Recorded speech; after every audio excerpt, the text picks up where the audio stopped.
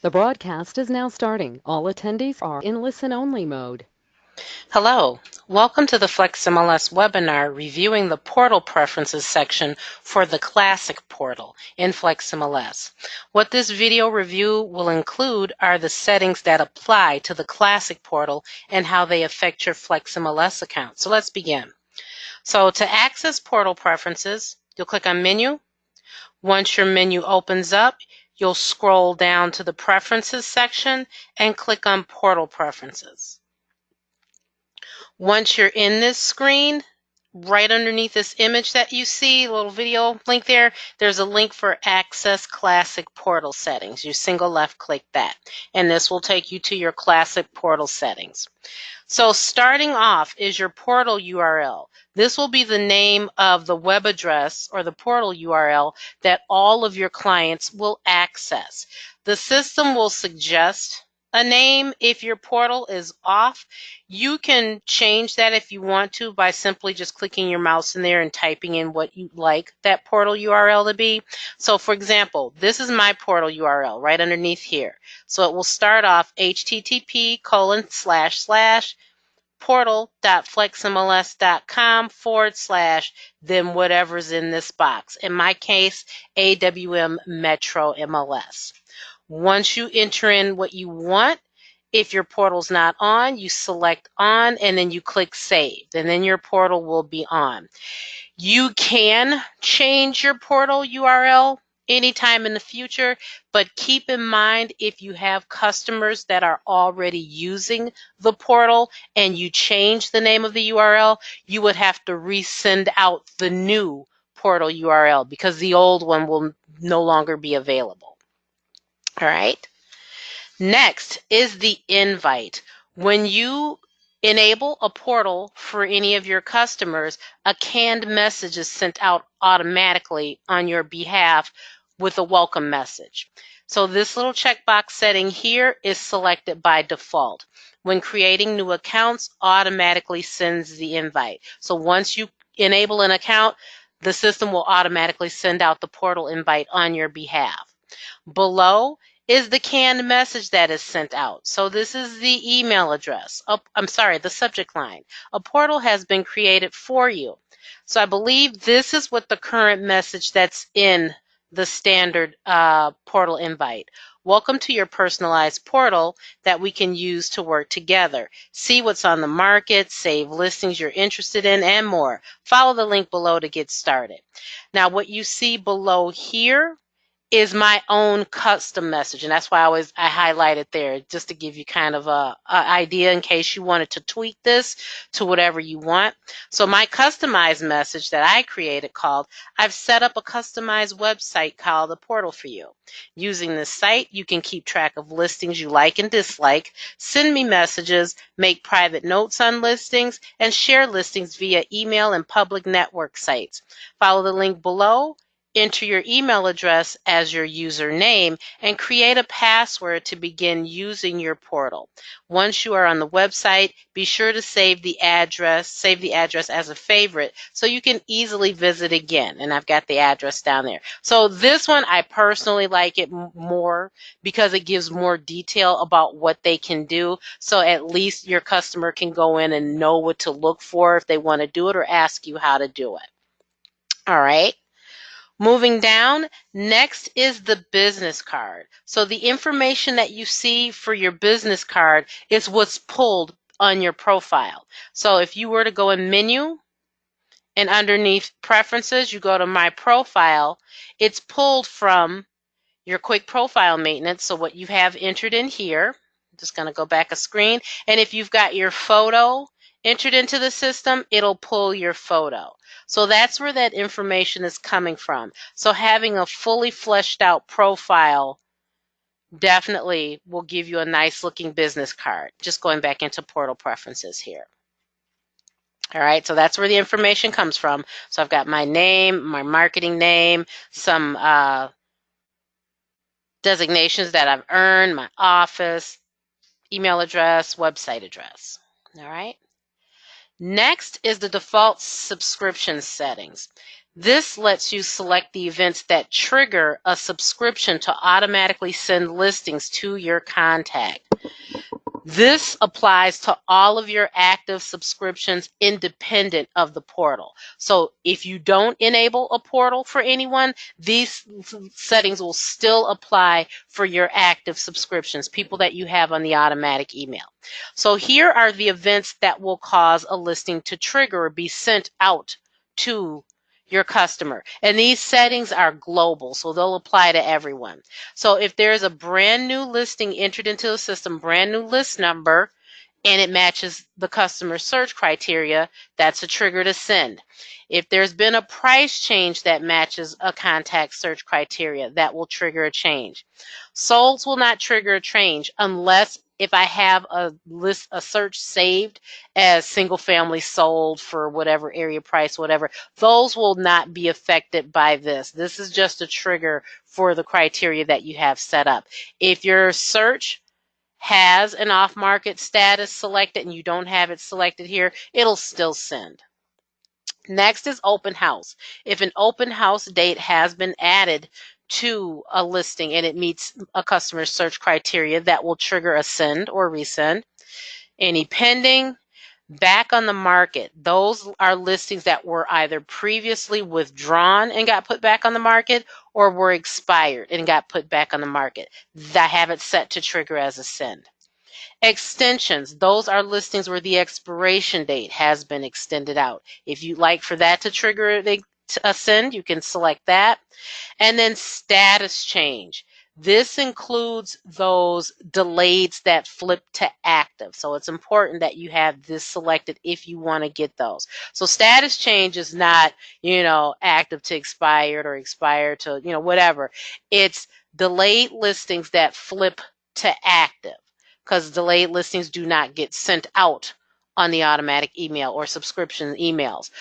They only get sent out once they go in active status. So these are your triggers for your subscription. And again, this works independent of the portal. So if you don't enable a portal for someone, but they're set up on the subscription email, this applies strictly to subscriptions. The next section has several options in it, and it's called portal preferences. So in here, you can choose what content appears by default for your contacts when they view listings in their portals and subscription emails. So this first section here, exclude these listing statuses from appearing in the news feed unless the status is included in the search. So news feeds, when you open up a subscription email, whether if you view it in the portal or you open it up from a sent email, subscription email link, that's the MLS default. So as new listings are sent out via subscription, the older listings move down the list. Kind of like if you use Twitter or Instagram or Facebook, the newest posts are at the top and it pushes the older posts further down the line. That's what's considered a news feed. If you view a news feed on your desktop or your laptop, that will max out at 50 listings. If you're looking at it on your mobile device, those are unlimited. They just keep going. So this basically says if you don't want to see off-market listings in your news feed, then you can exclude them here. The way the news feed works is, let's say, for example, you have a customer that's set up for single-family active listings. When the subscription email is sent, it matches the search criteria. However, as time moves on and the listing ages of, a few days or maybe a few weeks, and those older listings get pushed down that news feed list, it's a possibility that there may be a status change within the time that it was sent to as it's aging down your list. Maybe it's gone pending, maybe it's gone sold, maybe it's gone expired. If it's still within your news feed, you can choose to have the history reflect on the screen there. But if you don't want to see if a listing, when you got it, it was active, but later on down the line, it's pending or sold or expired, and it's still sitting in your list, if you don't want to see those off-market listings, this is where you can choose to exclude those. All right. I'll just show you an example because I know that can be kind of confusing. So I'm just going to go here to my email and I'm just going to open up an email that I received here. So I'm just going to show you what that means by the news feed.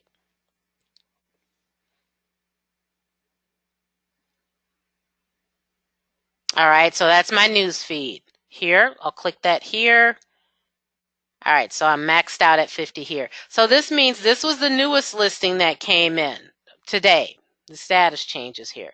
So as I would move down the list, for example, if a listing that I received a couple of weeks ago was further down my list in like the number 30 spot, from the time that it was sent to today's date, if it's gone through some type of status change like a pending or a close or expire, if I didn't exclude it, it would be reflected here in the news feed list. So that's what that means. All right, just going to go back here to my portal preferences tab. So again, if you don't want to retain off-market listings in the news feeds, you can select those here.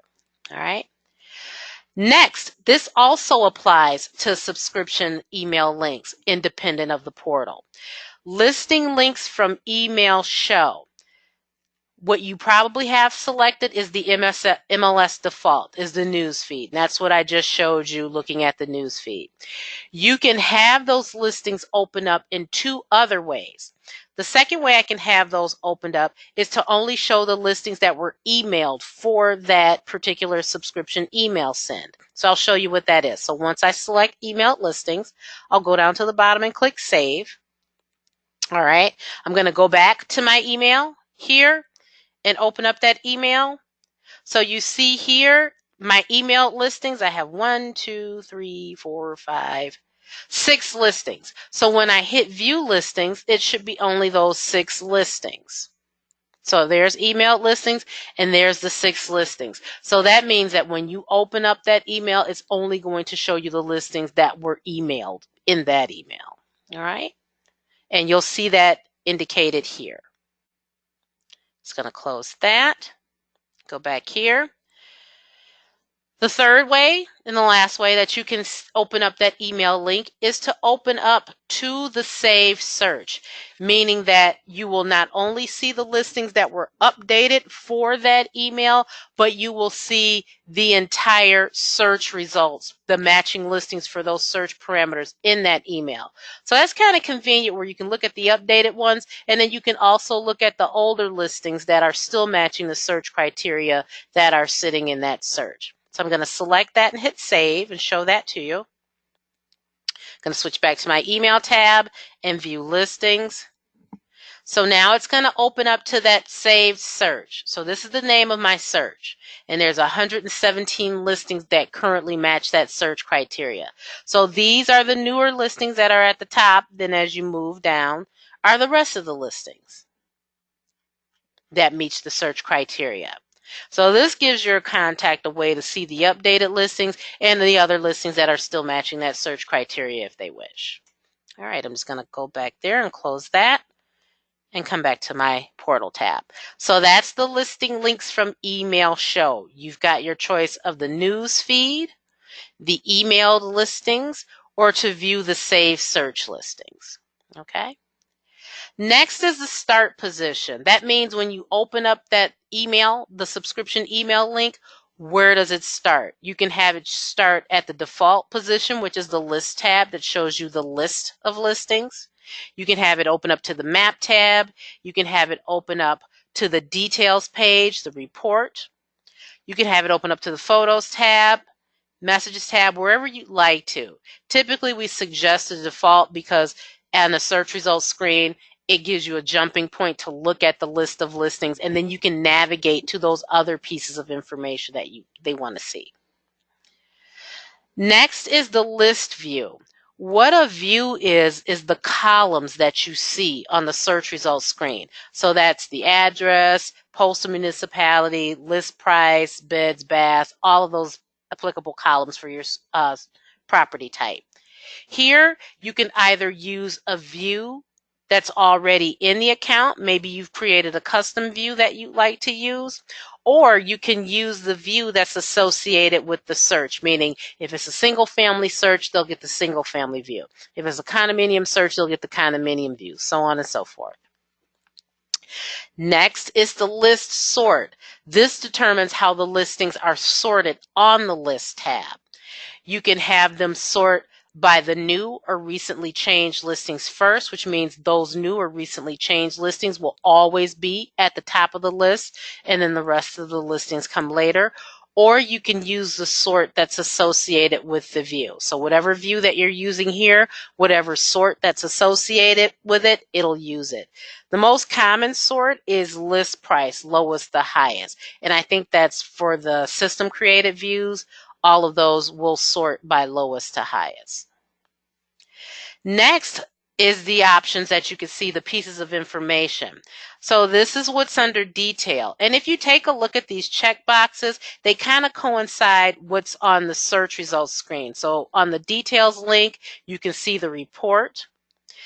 On the photos link, if you'd like to include the photos, all of the photos on the listing. And keep in mind, there's unlimited number of photos that are allowed on the listing. So if someone has, 176 photos on the listing, you'll be able to see those on the photos link. If there's any videos or virtual tours attached to the listing, you can choose to include those. The map, which is the listing map, you can choose to include that. The messages link, and branding, that's your business card. So you definitely want to have that selected. You can choose to have your business card on the left-hand side of the page, the top of the page, the right, or the bottom. And then you can even choose an accent background color. For example, the image, the photo that I have saved in my profile here, the woman's wearing a yellow shirt. That's not me. The woman's wearing a yellow shirt. So I picked a color that would kind of match the shirt. So to change that color, you can click the little color square. You can choose a primary color over here and then grab the circle and choose a shade of that color that you'd like. Once you have a color that you like, you just hit use color and that will change that color block. And then you just hit save. All right, so if I were to log into my portal, so I'm going to switch tabs here and log out and then log back in and show you. All right, when you log into the portal, it's one portal per contact file. So if you have a contact that's set up for subscription emails and maybe it's going out to 3 or 4 email addresses, that's fine, but the portal works different. The portal login uses only the primary email address on the contact file. So whatever email address is sitting on the first position of a contact file that's here, that will be the username for the portal. Okay? So if you've got multiple people that want to access the portal, they need to share the login credentials. All right, so going back over here, I'm going to log in to my portal.